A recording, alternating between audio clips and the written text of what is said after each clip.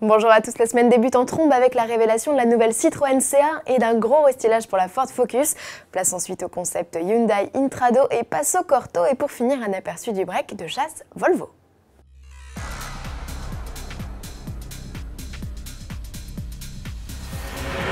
Dernière ligne droite avant Genève, à quelques jours de l'ouverture des portes du salon automobile, Citroën dévoile sa nouvelle C1. Comme la Peugeot 108 avant elle, la deuxième génération de la mini citadine bouleverse son style. La puce offre une frimousse à part entière, caractérisée par des optiques à double étage avec phare globuleux façon Nissan Juke.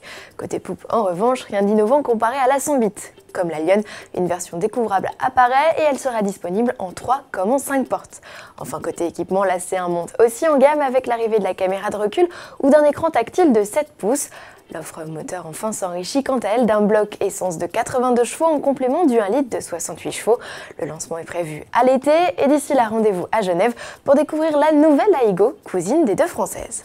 Ce n'est pas au salon de l'automobile de Genève, mais à celui de la téléphonie de Barcelone que Ford a choisi de révéler la Focus restylée.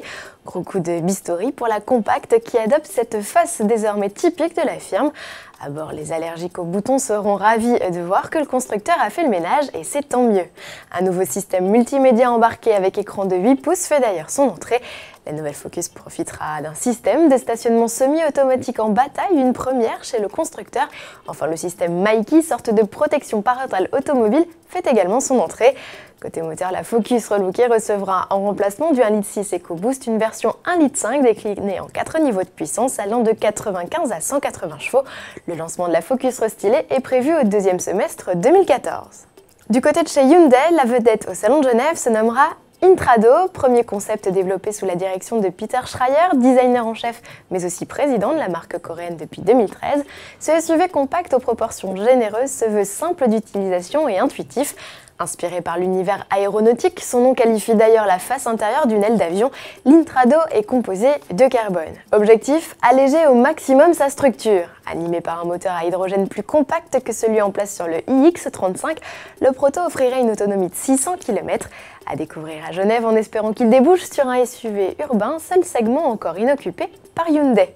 Et à noter que l'Institut de design IED de Turin mettra également le constructeur coréen à l'honneur avec un concept réalisé par 16 de ses élèves. Son nom, Passo Corto, c'est un petit coupé dans la droite lignée de l'Alfa Romeo 4C avec sous le capot un 1,6 litre biturbo de 270 chevaux. Terminons avec un dernier concept, lui aussi présenté à Genève, son stand Volvo, son nom concept A-State. Du break de chasse, nous n'avons pour l'heure qu'un aperçu et pour cause, le modèle se cache encore sous une bâche de protection.